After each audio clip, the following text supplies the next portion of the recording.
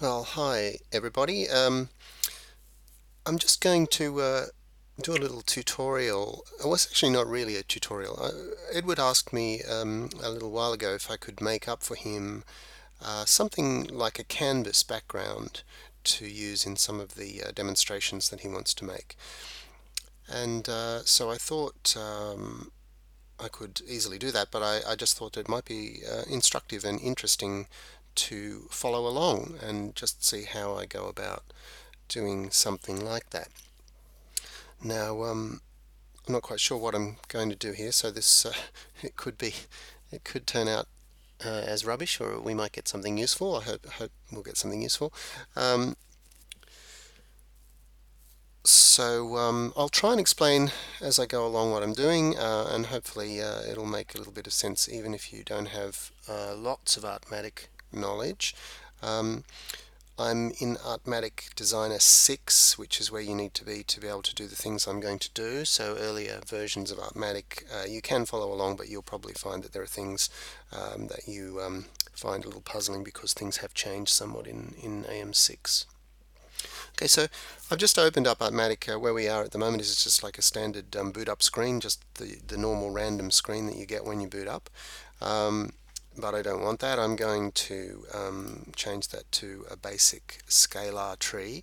I like to work with this tree when I start just because it's very simple. And I'm going to delete those two components at the bottom there because I don't want them. And the way I did that was just when they're selected, I just hit the delete key and they will just delete. And I'm going to select this one back to its nominal um, values because it doesn't come up as a nominal value, so this is kind of set right back to 0. And also I'm going to just make sure my screen is at home. Now, I like to start all my systems like this because I just know exactly where I am. So we're at kind of 0, 0 on the Cartesian plane, right in the middle of the Artmatic canvas. Another thing that I always do is when I start is I lock my system, my first tile, and I do that by hitting Shift and clicking on the little lock icon. That'll lock all of the parameters on this particular tile. And the reason I do that is because I like to have everything locked in place so that when I'm creating keyframes and certain other things as I go, that I don't get surprised by something being altered, by a value that's come into the system in some way. So if everything's locked, I know exactly where everything is. And because I've locked the first tile before I start, every tile that I add to it will now become locked. So I'll show you that. I'm just going to add a 2 in, 2 out to the bottom of this. And I did that just by hitting the 2 key. So I had that tile selected and hit the 2 key and I get a 2 in, 2 out. The 2 gives me 2 outputs.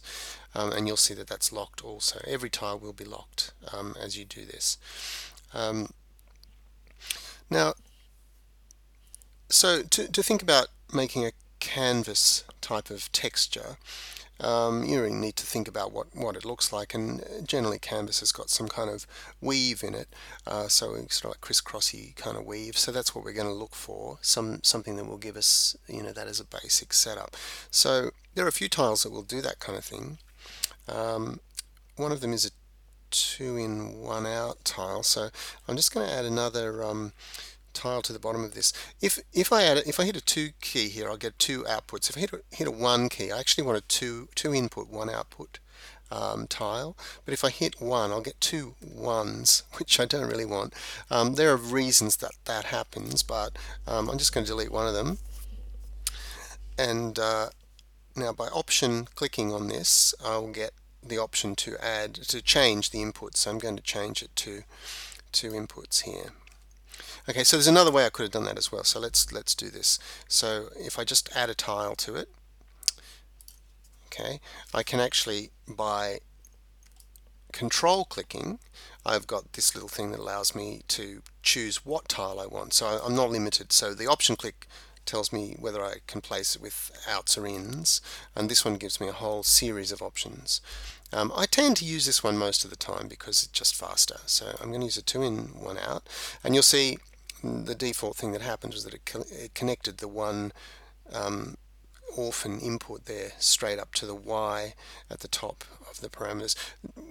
That just happens. Well, we don't want that. We want it connected to here. So I'm going to now, while this tile is selected, I'm going to command click on there, and you'll see it just automatically connected the orphan one correctly to where it needed to be. So that was a command click, and you can do that all the time by whenever you have a tile selected. If you want to connect it to another tile, as long as it's higher up in the tree, you can just command click on that tile and it'll do that. There's also another way of doing it too. So I've got that tile selected. If I option command click, I'll get this little window which gives me the option to change the way it's connected if I wanted to do that. I don't really in this case, but sometimes you do want to do that. So there's two ways of doing that. So you'll see me use both of those ways. I'll try and explain as I go.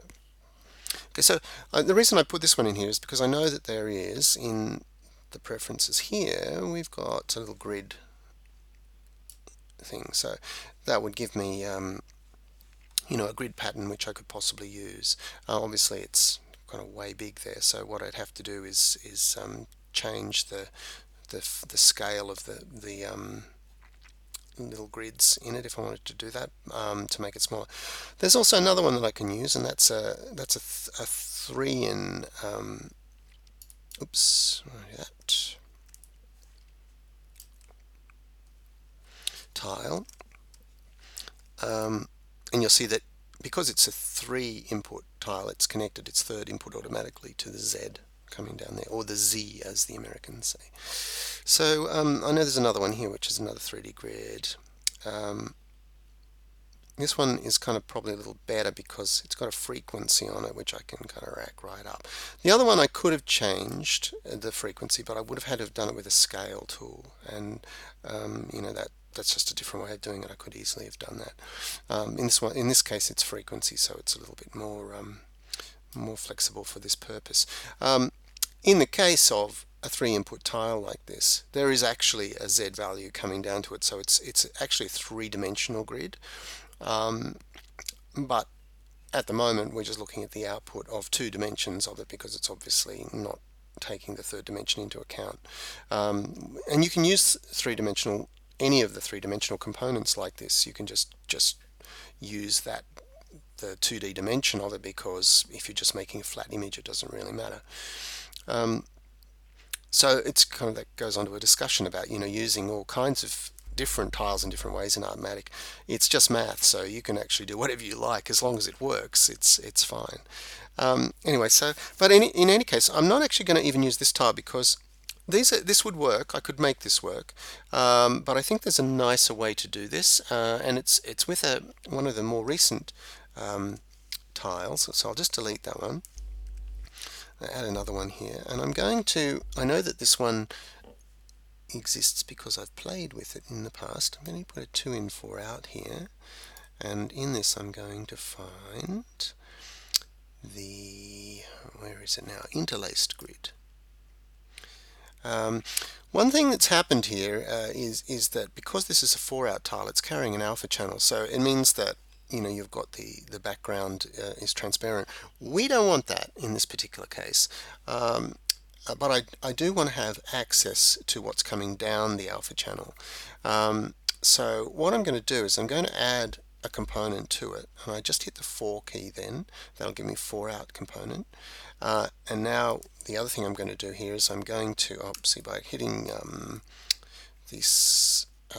the option key, I'm going to split this into 2 bits, and you'll see what's now happened is that I've got a stream of the RGB output from this component, which is these 3 on the left hand side, and where I've also got another split out of that which is appearing black in this particular case, and that's fine. We just don't want it to be transparent because it's not useful for us in this particular system. So obviously we need to have the spacing of these things a little closer together. Which way do we go? That way, okay. And we need the frequency to be much greater, so we can go all the way back here. What's going to happen here, in fact, is that I want this frequency to be so great because I want it to be really, really tiny, and it's still kind of too big for what I want. So I'm going to insert another component above it here, and I am going to use the scale. What I'm doing here is that obviously it's a texture, it's got to be kind of fairly fine, and to have it that big it's really not that useful because it's going to look quite obvious, and we want it to be kind of a subtle texture feel, I think. And I also don't want this color, so what I'm going to do here is, just for the sake of expediency, is I'm going to make this a 1 out, which will just make it black and white. It just makes it easy to do this, because I just don't want to have to deal with an RGB right now. I could, but it's just something I'm not interested in doing. And I'm going to combine these two. Actually, I know what I'll do here. I'm going to make this a 2 in 1 out, and I'm going to combine it with a little mixer. And the way that I did that, by the way, is that when that's selected, I'll just undo that so I can show you that again.